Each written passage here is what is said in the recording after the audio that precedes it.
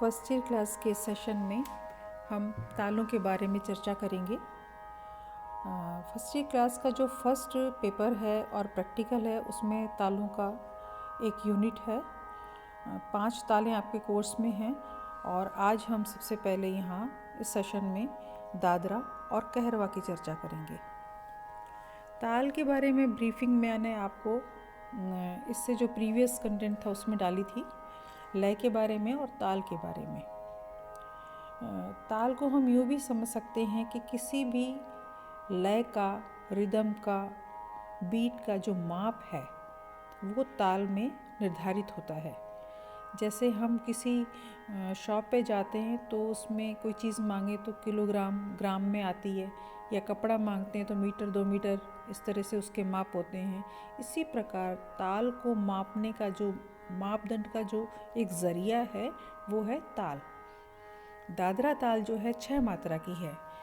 इसी तरह अलग अलग तालें अलग अलग मात्राएं की होती हैं। जैसे 10 मात्रा की है, 8 मात्रा की है, 6 की है, 7 की है, 12 की है, 14 की है, 16 की है। अलग अलग तालें अलग अलग मात्राओं में बंधी हुई होती हैं। इसी प्रकार जो दादरा ताल है वो 6 मात्रा में बंधी हुई है। ये तबले की ताल है और नाल पे और ढोलक पे भी बजाई जाती है। इस ताल में 6 मात्राएं होती हैं और 2 विभाग होते हैं। यानी पहला विभाग जो है 1, 2, 3 मात्रा, फिर विभाग चेंज होता है तो 4, 5, 6 मात्रा। 6 मात्राओं की टोटल ताल है ये। इसके 2 विभाग होते हैं। हर विभाग में 3 मात्राएं होती हैं। पहली मात्रा पे सम है और चौथी मात्रा पर इसमें खाली होती है। ये ताल की जो प्रकृति है चंचल होती है, मध्य लय में और द्रुत लय में बजाई जाती है। सोलो वादन में इसका चुनाव नहीं किया जाता है। दादरा ताल एक शास्त्रीय संगीत की गायकी है, उपशास्त्रीय संगीत की दादरा, उसमें बजाई जाती है और बहुत ही अच्छी लगती है। इसकी जो लघी लगती है तो बहुत अच्छी लगती है सुनने में।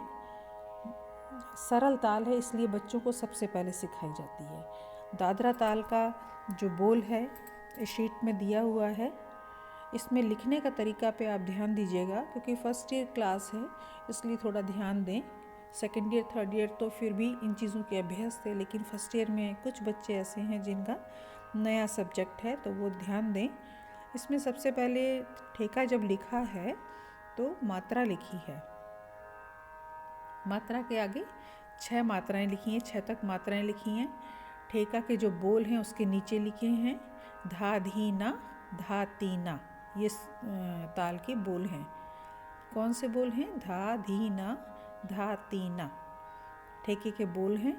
और चिन्ह जो है सम का, खाली का लगाया हुआ है। सम का मतलब जहाँ क्रॉस का निशान है ताल की पहली मात्रा, और खाली का निशान इसमें दिया है चौथी मात्रा पे। खाली का निशान शो करते हैं हम 0 से और सम का निशान शो करते हैं हम क्रॉस से। ये बहुत इम्पॉर्टेंट चीज़ है।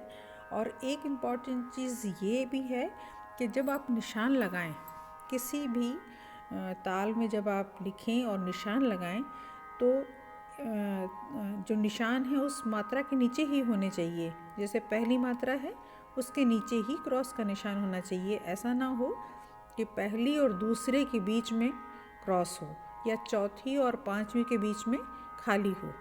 ऐसा नहीं होगा। जो मात्रा की सम है उसको उसके नीचे लगाएंगे क्रॉस का निशान। खाली है, शून्य का निशान उसी मात्रा के नीचे लगाएंगे। इस बात का विशेष ध्यान रखें। इसके बोल हैं धा धी ना, धा ती ना। आप देख रहे होंगे इसमें एक बात और भी आप समझें कि पहली मात्रा हर ताल की बहुत इम्पॉर्टेंट मात्रा होती है और खाली जहाँ पर शून्य का इसमें निशान है वो भी बहुत इम्पॉर्टेंट होती है। कोई भी गायक या वादक पहली मात्रा पे मिलकर अपना प्रेजेंटेशन देते हैं और वही सही माना जाता है। एक मात्रा से लेके 6 तक बोलें और वापस 1 पे आएँ तो ये एक आवर्ती हुई, एक बार। सम से लेके वापस सम पर आना, एक बार बजाना या उस ठेके को, तो वो आवर्ती हुई और एक आवर्ती का ये ठेका हुआ। ये म्यूज़िकल टर्म है, इसको आप ध्यान रखेंगे। अब मैं दोबारा से आपको बताऊं कि इसके बोल हैं धा धी ना, धा ती ना। कीबोर्ड पर मैं इसको आपको थोड़ा सुनाने की कोशिश करती हूँ ताकि आप इसको समझ पाएंगे बोलों को।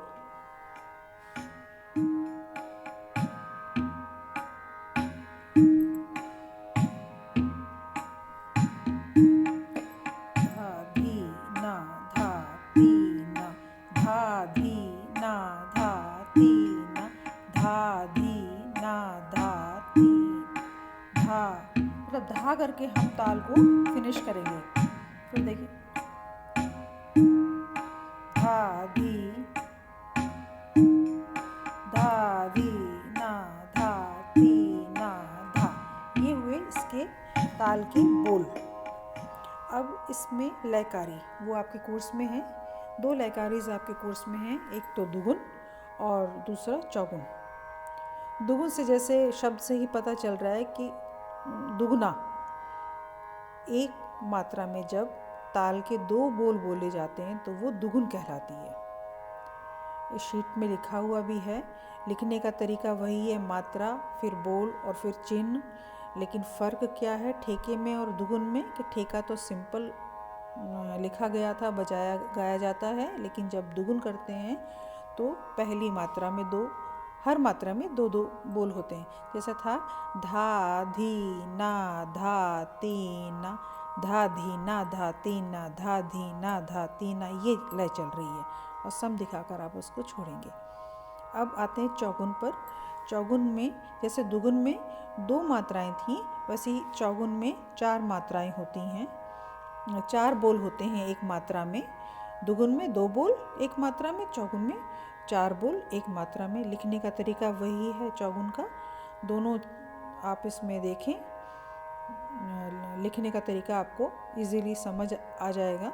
ठेका आपको जब तक पक्का नहीं होगा तब तक लयकारी नहीं आएगी, ना तो आप हाथ पे ताली दे पाएंगे और ना ही आप लिख पाएंगे। इसलिए ठेका का बोल, उसकी ताली सही होनी चाहिए, ये ध्यान रखिएगा।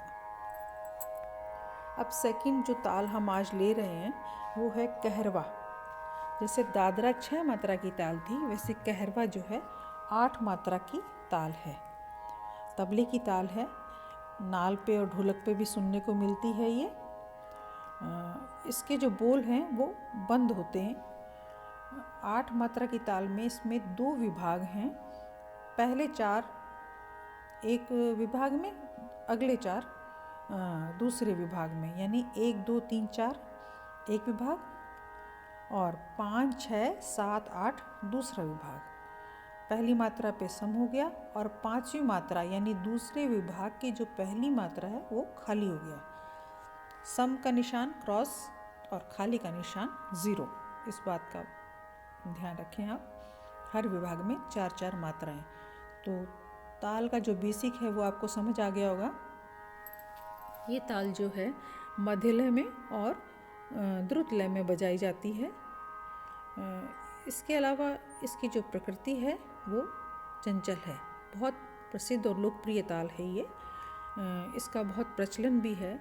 शास्त्रीय संगीत में तो नहीं है, लेकिन हाँ उपशास्त्रीय संगीत में, सुगम संगीत में, फिल्मी संगीत में, गीत, गज़ल, भजन, जितने भी डांसेस हैं ऑलमोस्ट कहरवा में ही होते हैं।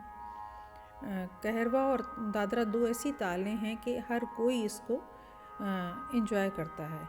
इन दोनों तालों में हमें लोकगीत भी सुनने को मिलेंगे, काफ़ी लोकगीत हैं जो इसमें हैं। इसके अलावा ये ताल बहुत हल्की फुल्की है, इसको सभी एंजॉय करते हैं। इसको शुरुआत में जैसे दादरा और कहरवा ही सिखाई जाती है विद्यार्थियों को, क्योंकि बहुत कम मात्रा की है, छोटी ताल है, तो बच्चों को जल्दी समझ भी आ जाती है। इसके जो बोल हैं ये लिखे हुए हैं इसमें।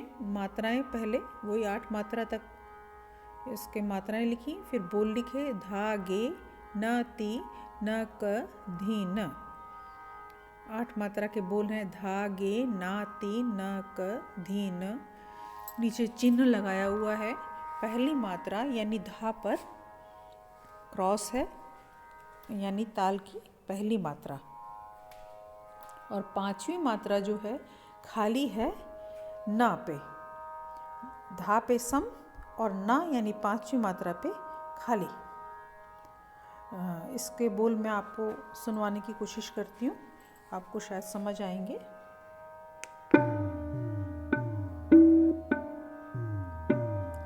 धागे ना ती न क धी न, धागे ना ती न क धी न। धा दिखा के फिर हम ताल को छोड़ेंगे। फिर से इसके आप बोल सुनिए।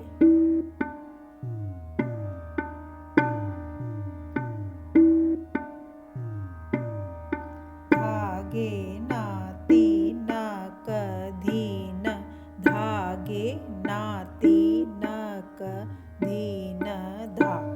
ये हुए कहरवा के बोल। अब हम इसकी लयकारी पे आते हैं। दुगुन चौगुन लयकारी है, इस शीट में भी लिखी हुई है।